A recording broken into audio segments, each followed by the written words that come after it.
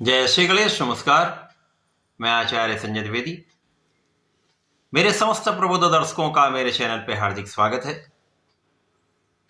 प्रिय दर्शकों, आज मैं मकर राशि का फरवरी 2026 का मासिक राशिफल लेकर आपके सम्मुख उपस्थित हूं।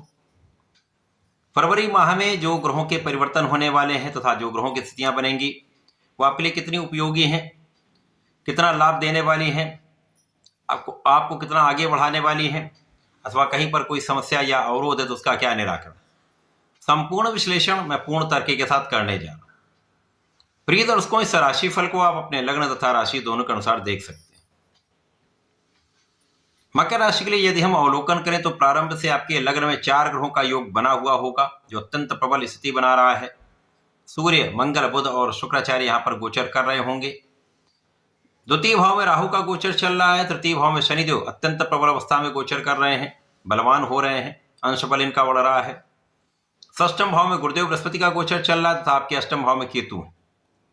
इस माह में 3 फरवरी को बुध का परिवर्तन द्वितीय भाव में होगा। वाणी के कारक वाणी के भाव में राहु के साथ दूषित होंगे। 6 फरवरी को शुक्राचार्य भी गोचर करके द्वितीय भाव में पहुंच जाएंगे। इसी प्रकार से 13 फरवरी को सूर्य का परिवर्तन भी द्वितीय भाव में हो जाएगा तथा 23 फरवरी को मंगल भी राशि परिवर्तन करके आपके द्वितीय भाव में पहुंचेंगे। अब 5 ग्रहों का एक साथ गोचर आरंभ होगा, परंतु ये 4 ग्रह जो हैं वो राहु से दूषित भी होंगे। जब राहु के साथ सूर्य प्रभाव में आते तो ग्रहण लग जाता है, मंगल को अंगारक दोष लगता है, बुध जड़ दोष में चले जाता था, शुक्र को ये पूर्ण रूप से पीड़ित कर देते हैं। तो इस प्रकार से ये जो 4 ग्रहों का संयोजन पहले आपके लग्न में, उसके पश्चात आपके इन्हीं 4 ग्रहों का परिवर्तन आपके द्वितीय भाव में हो रहा है। यद्यपि यहां पर कुछ विशेष स्थितियां भी बन रही, क्योंकि गुरुदेव का प्रभाव का दृष्टि का प्रभाव आपके द्वितीय भाव पर भी है, जिसके कारण गुरुदेव बहुत कुछ स्थितियों को बैलेंस कर रहे हैं। तो यहां पर कुछ अच्छे परिणामों की प्राप्ति 100% होगी, लेकिन कुछ आपको सावधानी भी रखनी होगी। प्रारंभ में आपकी स्थिति बहुत अच्छी है, जब आपको धन सम्मान का भी लाभ मिलेगा, स्वास्थ्य लाभ भी मिलेगा, मानसिक तनाव भी दूर रहेगा, चिंताएं भी दूर रहेंगी, लाभ वृद्धि निश्चित होगी, काम में सफलता मिलेगी, चहुओं से आपको लाभ ही लाभ प्राप्त हो रहा है। तो यहां पर किसी प्रकार की प्रारंभ में कोई समस्या नहीं है।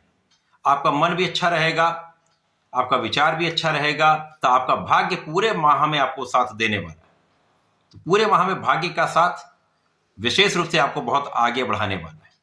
आपके अवरुद्ध कार्यों में भी प्रगति कराने वाला है, आपकी समस्याओं का भी निस्तारण कराने वाला है और लोगों का सहयोग दिलाने वाला है। प्रारंभ से ही परिवार का पूर्ण सहयोग मिलेगा, यद्यपि आपको अपनी वाणी पर प्रारंभ से ही नियंत्रण रखना होगा, क्योंकि जैसे ही बुध का राशि परिवर्तन आपके द्वितीय भाव में हो जाएगा, वाणी के कारक वाणी के भाव में राहु से दूषित हो जाएंगे। तो यहां पर वाणी बहुत विचार करके बोलनी चाहिए। यदि आपने परिवार के बीच में यहां पर असंयम रखा, नियंत्रण नहीं रखा, तो समस्याएं अवश्य होंगी। अतः विचार करके ही बोलें, अन्यथा मौन रखना ही श्रेयस्कर होने वाला है। यद्यपि यहां पर परिवार का पूर्ण सहयोग मिलता है, परंतु कहीं ना कहीं कुछ मतभेद अवश्य होते हैं। अब बुध जो आपके लिए भाग्य के स्वामी है तथा षष्ठम के स्वामी, तो जो जातक नौकरी के लिए प्रयास कर रहे हैं, नौकरी तो उनको मिल जाएगी, लेकिन उतने संतुष्ट नहीं हो पाएंगे। जिनकी नौकरियां चल रही हैं, नौकरी में कुछ उतार चढ़ाव हो सकता है, लेकिन जैसे जैसे ये समय बीतता जाएगा नौकरी में प्रगति होगी, लाभ मिलेगा, धन का विशेष लाभ यहां पर प्राप्त हो सकता है, अच्छा इंक्रीमेंट लग सकता है। इसी प्रकार से इस समय में जब शुक्राचार्य भी परिवर्तन करके जाएंगे, तो शुक्राचार्य यहां पर ज्ञान और कर्म के स्वामी है। इसी कारण से जब शुक्र बुध मिलते हैं तो महाधन का योग बनता है, और धन भाव में महाधन का योग बन रहा है, लेकिन राहु से पीड़ित। तो कार्य क्षेत्र में तो आपको सफलता मिलेगी, धन का विशेष लाभ मिलेगा, लेकिन कहीं ना कहीं लोगों के बीच में एक कोऑर्डिनेशन सही नहीं बन पाएगा। आपके साथियों के बीच में, आपके उच्चाधिकारियों के बीच में कहीं ना कहीं कुछ मतभेद होते हैं, जिनके कारण आपका तनाव रहता है। तो ये चीजें हो सकती हैं। इस समय में आपको संतान के कारण भी कुछ चिंता हो सकती है, संतान के पढ़ाई के कारण भी आपको कुछ चिंता हो सकती है, आपके अपने स्वयं के पढ़ाई के कारण, आपकी शिक्षा के कारण आप तनाव ले सकते हैं। जो जातक विद्यार्थी हैं, परीक्षाएं आ रही हैं, उनके कारण इनको चिंता हो सकती है। यद्यपि इस समय यदि आपने अपने मन को स्थिर रखा, मन में किसी प्रकार का भ्रम नहीं आएगा, आपका आत्मबल अच्छा रहेगा, तो कोई समस्या नहीं हो। आप इस समय में अच्छा उपयोग करके लाभ ले पाएंगे। यद्यपि परिणामों में कुछ कमी आ सकती है, लेकिन कोई बहुत बड़ी कमी आने का भी योग नहीं बन रहा है। केवल अपने मन को स्थिर रखना है, अपने काम पर कंसंट्रेट करना है। यदि आप फोकस्ड होकर, केंद्रित होकर कोई भी काम करेंगे, चाहे पढ़ाई करेंगे या अपने नौकरी में काम करेंगे, व्यापार करेंगे, प्रोफेशन में अपना जो भी कर्म है वो करते रहेंगे, तो समस्याएं कम से कम हों। यद्यपि इस समय में आपके कम प्रयास के बाद भी आपको लाभ मिलता रहेगा, परिवार से भी आपको लाभ मिलता रहेगा, परंतु यहां पर ध्यान देने की आवश्यकता यह है कि धन का लाभ तो आपको मिलेगा, लेकिन धन का संचय आप उतना नहीं कर पाए। धन के मैनेजमेंट के बारे में आपको सोचना चाहिए, अच्छे इन्वेस्टमेंट के बारे में सोचना चाहिए, अनावश्यक व्यय से बचना चाहिए, बिना कारण धन का व्यय ना करें। अब जब सूर्य जो भी परिवर्तन करके द्वितीय भाव में जाएंगे, अब सूर्य यहां पर अष्टम के स्वामी, तो यहां पर आपको सिर दर्द की या आंखों से संबंधित कुछ समस्याएं हो सकती हैं, विशेष रूप से आपको ध्यान देने की आवश्यकता हो। पेट से संबंधित कुछ विकार हो सकते हैं, अतः यहां पर आपको अपने खाने पीने पर नियंत्रण रखना चाहिए।